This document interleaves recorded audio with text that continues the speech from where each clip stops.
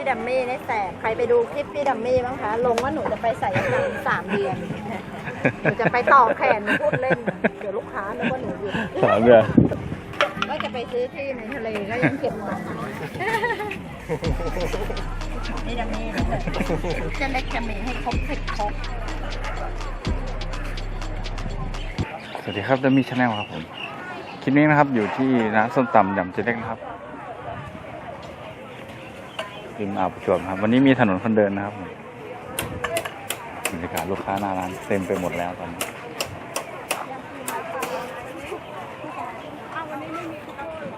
วิวสวยนะครับโดนใจลูกค้าเห็น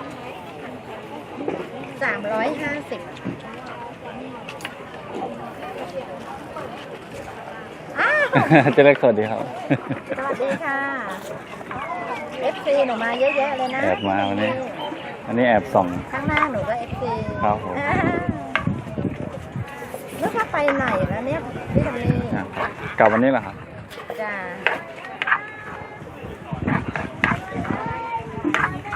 นาระวังนะลูกนะ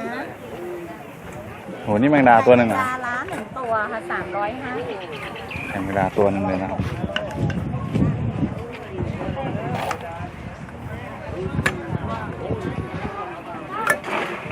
นี่4 ครกนะครับ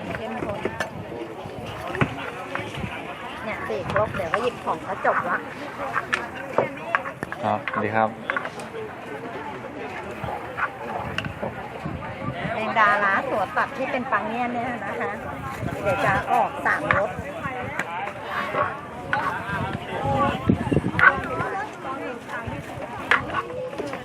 บาทเดี๋ยวมีข้าวโพดมะม่วงด้วยนี่กุ้งสด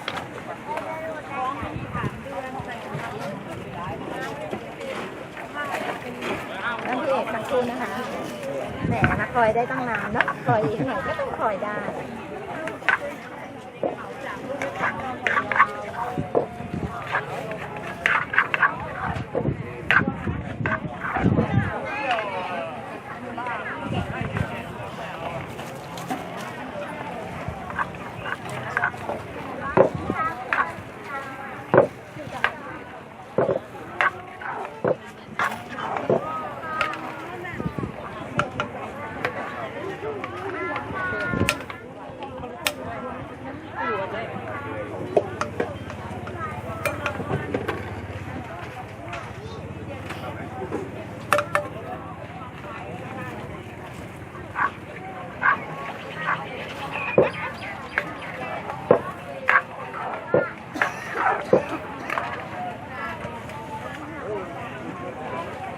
ทั้งข้าวโพดมะม่วงเลยไหมคะจ้ะโอเค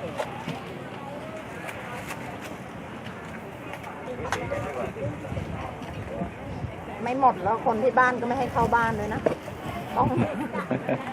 เกิดมาชีวิตหนูนะสามีเลี้ยงแบบบุฟเฟ่ไม่พอขายไม่หมดไม่ให้เข้าบ้านมัดใหญ่เลยสำหรับแมงดาลูกอันนั้นแหละค่ะคู่กันที่คู่กับแมงดานะคะ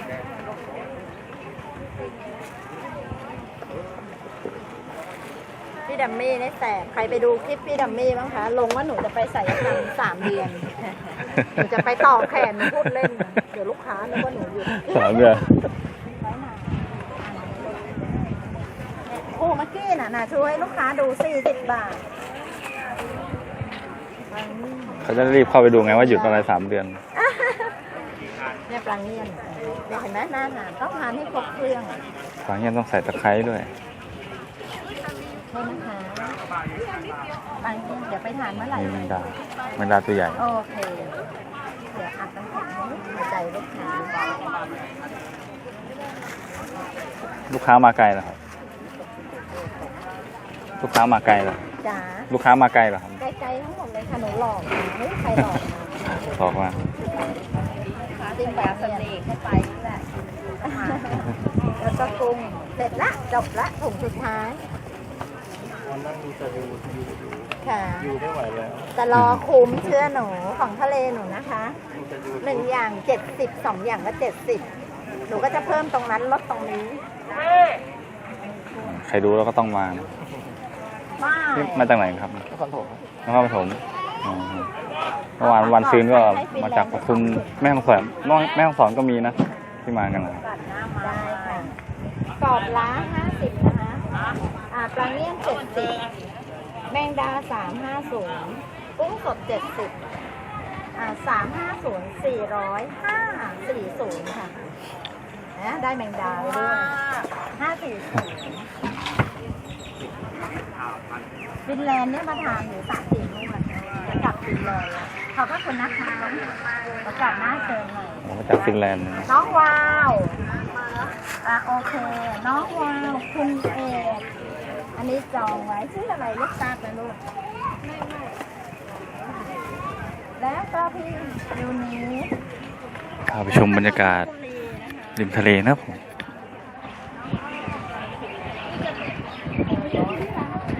อันนี้เป็นสะพานสารานวิถีนะครับแล้ววันนี้มีเรือด้วยนะมีเรือถนนคนเดินครับยาวมากเลยลูกค้าเยอะเลย เรามีปลาร้าหมดนะคะเพราะใครไม่ทานปลาร้าเรามา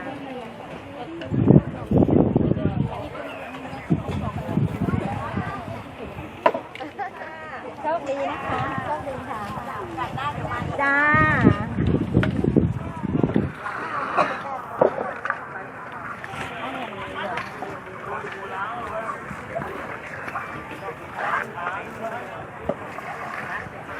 บ้านพี่วาวนะคะ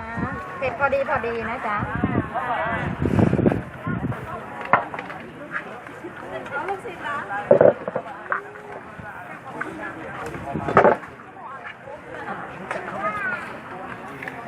สอ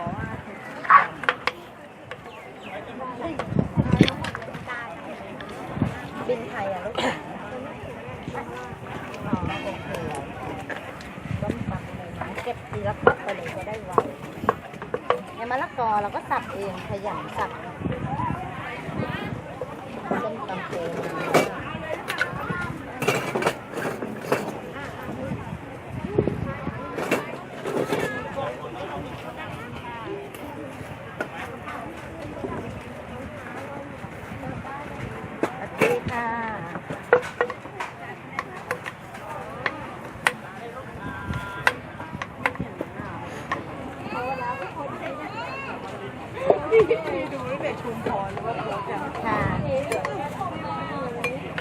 สวัสดีค่ะพี่แม่ทำไปแล้วกลับจ้าน่ารักมากๆเป็นประเพณีแล้วเนี่ยที่ยืนอยู่นี่ก็ต่างจังหวัดทั้งนั้นเลย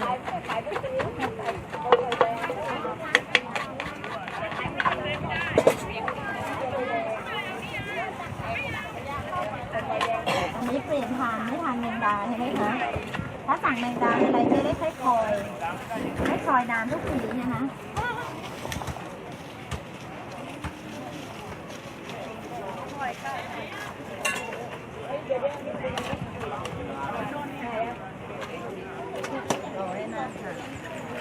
ลูกค้าสั่งพิเศษค่ะต้มตำปูม้า100 บาทไปนับเอาว่าเจ๊เล็กให้ปลูกกี่ตัวนะขายของบอกแล้วเนี่ยหนูชี้เสมอเนี่ยอะไรคะทะเลอยู่ติดกับทะเลไปขายของทะเลได้ยังไงขายของทะเลแพงได้ไงคะ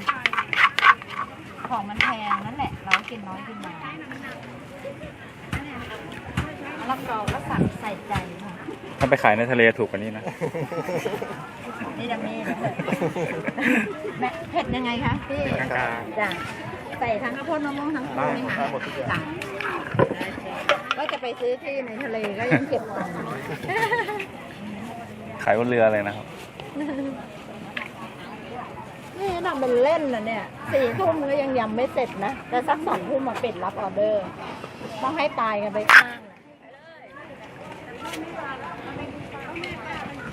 เอาแล้วป้ายไปไหนเนี่ยป้ายนี่ไงจริงนะพอเมื่อลองมาดูหนูดิหน้าตาเป็นคนเดิมนะคะเครื่องสำอางไม่รู้แต่ว่าหน้าเนี่ยนะโอ้โหหน้าเหี่ยวเลยหมดเรี่ยวหมดเลย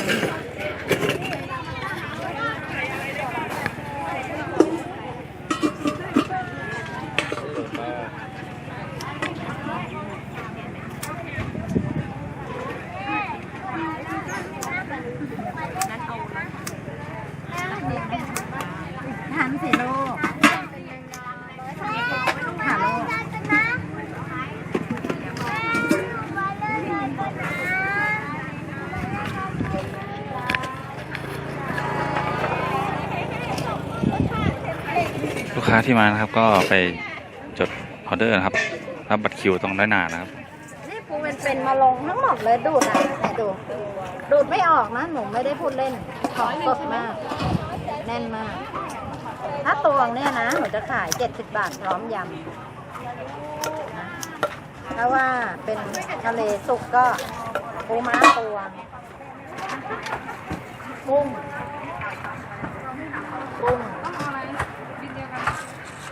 หอยแครงเนี่ย100 เดียวไม่ต้องไปทานเองนะมาเที่ยวกันต้องคิดถึงหนูเด็ดพอดีพี่เอกใส่ถ้วยใส่ถุงคะ ทานเลยครับ โอเคแบบนั้นโดนใจ อร่อยเดินมาบอกไม่อร่อยเฉยเลยนะคะ ทำไมอร่อยเงียบๆไปนะ เดินผ่านไม่ต้องเรียกเลยไม่ต้องส่งซิกคนอื่น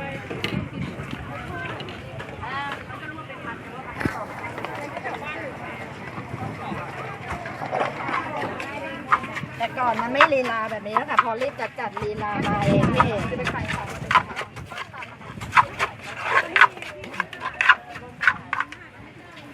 ถ้วยโฟมเราก็ไม่ใช้นะคะ เราใช้ของดี130 บาทหนูจะพูดเสมอจานแบนหนูใช้ไม่ได้หรอกนะ งานเข้าลูกค้าเดินไม่ออกอ่ะโกหก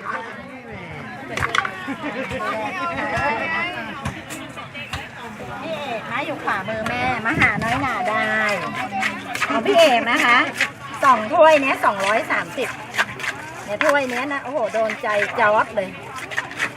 อยากมีร้านในดวงใจแบบนี้หนูจะบอกให้นะหนูไม่เคยพบเคยเจอหนูก็เลยทำร้านในดวงใจให้ลูกค้าเองเนี่ย100 เดียวพี่ถ้าสั่งเพิ่มไม่ต้องมาต่อคิวนะคะพี่มาพูดว่าเพิ่มแล้วก็แยกน้ำไปก็ได้นะคะมาดูแลให้ดีนะ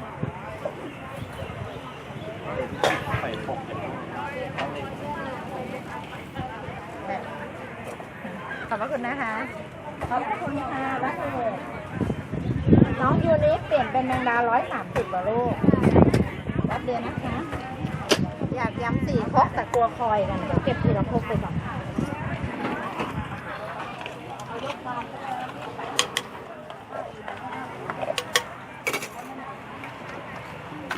มีซุปแมงดาแอบอยู่ข้างล่างอยู่7 ตัวนะคะลูกค้า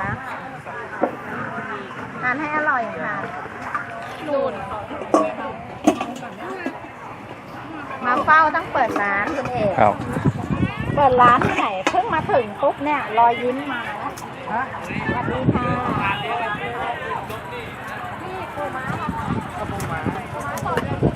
ยูนิฟใส่ทั้งข้าวโพดมะม่วงไหมคะใส่ยูบ้านที่ยูนิฟนะคะ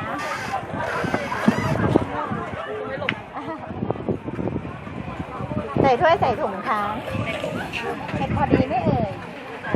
จ้า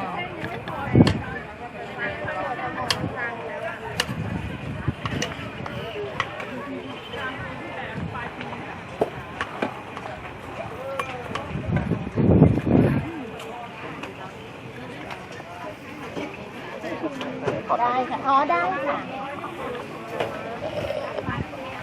ขอบพระคุณนะคะขนลุกเลยนานๆหนุ่มๆแล้วมาอยู่ใกล้ตัว130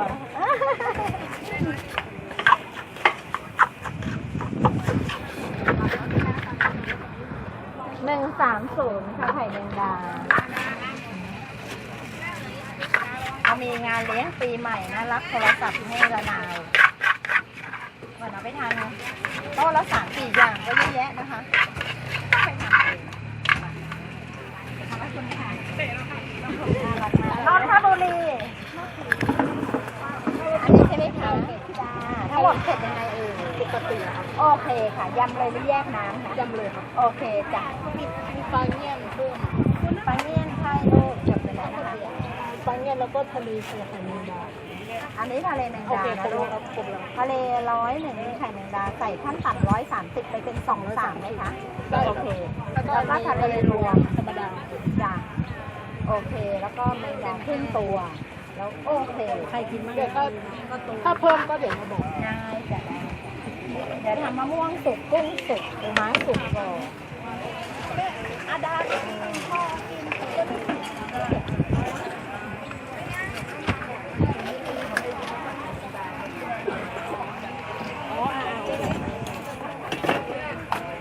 อุ้ยตอนนี้ไม่ไข่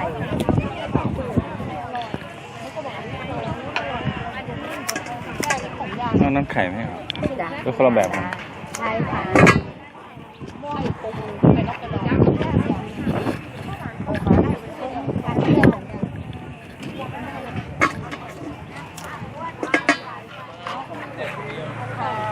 ของยากแล้วเดี๋ยวก็สี่ครบจบเลยอันนี้ก่อนอันนี้ยากแต่มะม่วงอย่างนี้ใช่ไหมขอบคุณแต่พี่ทานเผ็ดกลางใช่ไหมโอเคเป็นห่วงนะเป็นห่วงเนี่ยเรียกพี่ต้องเรียกพี่เลยไม่ได้ไม่ได้ เราจะค้าขายนี่เราควรจะศึกษามารยาทมาเรียบร้อยว่าควรรุ่นไหนควรเรียกแบบไหนนะไม่ยอมผมจะเรียกไม่ได้ หนูนะคะหนูมีพี่ชายอายุ63 ปีหนูเนี่ยรองสุดท้องย่าใส่ถ้วยใส่ถ้วยเลยทั้งหมดใส่ถ้วยอ๋อโอเคย่าใส่ถ้วยย่าใส่ถ้วยแล้วได้กินเลยได้ค่ะไม่เอาผักเจ็บตังค์ด้วยโดนใจเดี๋ยวทั้งหมดเดี๋ยวค่อยเช็คบิลค่ะคุณย่าทานให้อร่อยนะคะถ้วยเดียวแล้วต้องจ่ายตังค์ทั้งหมดคุณย่าเอาช้อนนี้หน่อยนะแล้วลุยสื่อครกเลยย่าดูผิวมา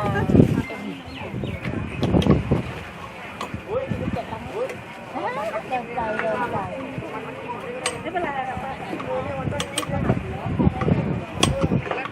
เจเล็กจะไม่คุยกับใครแล้วนะเจเล็กจะลงแล้วยำสีครกนะครับรอบนี้ค่ะ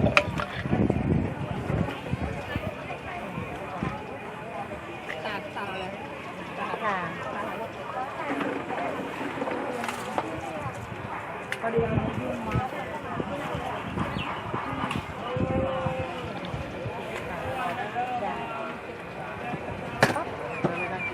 แดดร้อน ทะเลไข่แมงดาพ่อรับไปด้วยนะ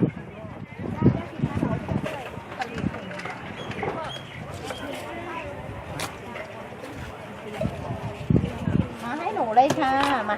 ให้หนูเลยจ้ะค่ะ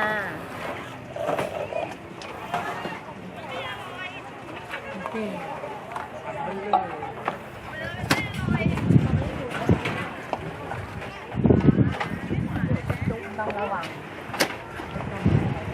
หนูเคยมาแล้วนะว่าจะไม่คุยอ่ะเนี่ยยังตักแมงดาคุยได้หนูก็ชอบเปิดตู้จำเป็นต้องเปิดตู้ตลอดเลยค่ะทีนี้หน้าไหนล่ะลูกค้าพอเรายืนอยู่เนี่ยแต่แป๊บเดียวเราคนไว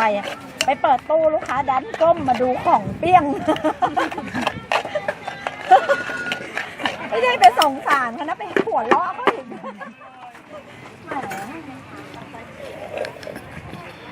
แมงดาทิ้ง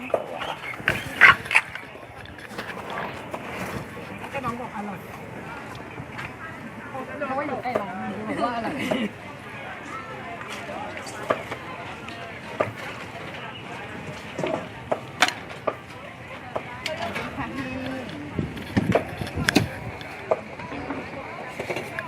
อันนี้จะเป็นพี่จ๊ะได้พี่จ๊ะ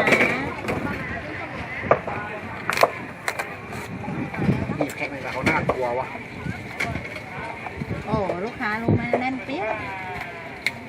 มีแต่มีแน่นทั้งหมด ไข่เต็มเลยอะ มีแน่นกว่านี้ก็ต้องมีไม่แน่นเอาภาพนะไม่เราโอนเราเงินโอนแล้วเราจะยกเลิกได้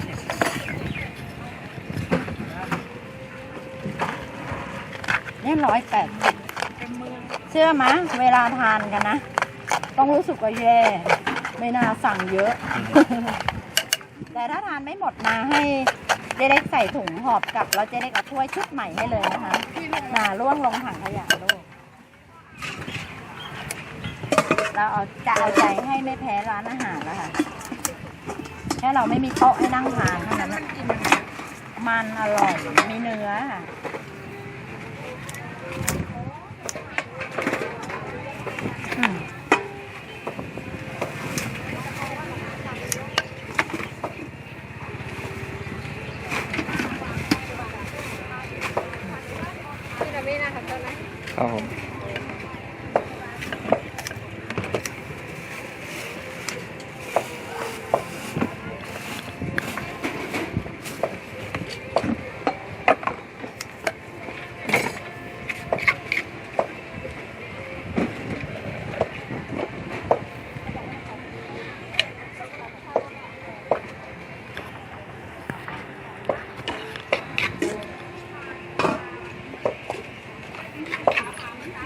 ตอนนี้เจะเริ่มปรุงแล้วนะครับ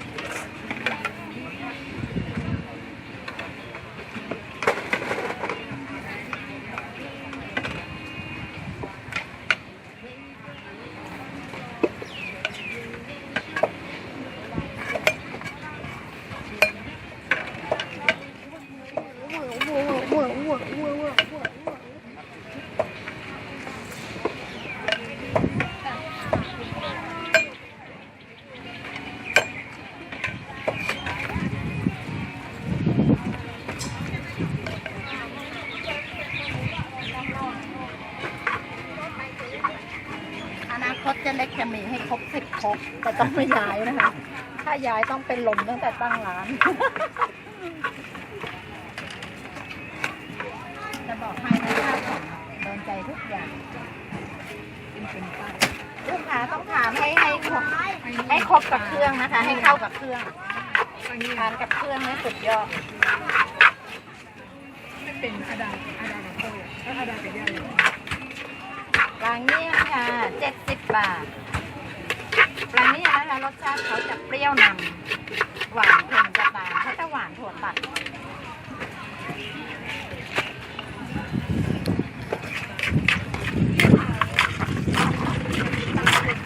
ได้เดี๋ยวเจะเล็กเป็นคนคิดเอง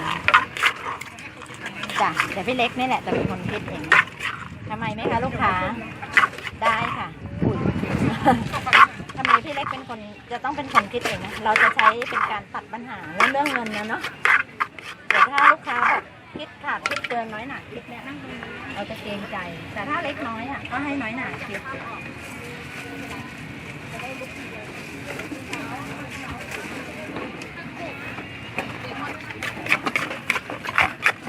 ทำไมมันน่ากินอย่างนี้นี่ถ้านั่งทานหลังร้านตรงนู้นนะคะเราจะมีจานเปรย์มาใส่ให้จะแบบดูน่าทานมาก มีเสือปูให้นั่ง มีเสือปูให้นั่งดูดิเนี่ยไข่แมงดารวมมิตรทะเลนะ230อย่าไปทะเลาะกันนะคะ เรายังคอยให้มาสั่งเพิ่มนะอย่าไปทะเลาะกันไม่ใช่นะเจอตรงนี้เมียก็โดนใจ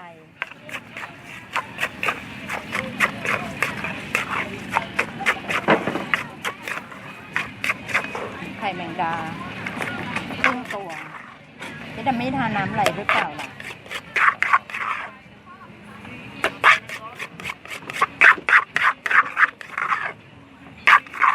ไปเวลาแน่นๆเลยนะครับบรรยากาศร้านส้มตำยำเจ๊เล็กครับ ริมอ่าวประจวบนะครับ วันนี้มีถนนคนเดินนะครับถนนคนเดินจะมีวันศุกร์เสาร์นะครับก็ฝากเพื่อนสับสไครต์กดไลค์กดแชร์ให้ได้มีแชร์นะครับ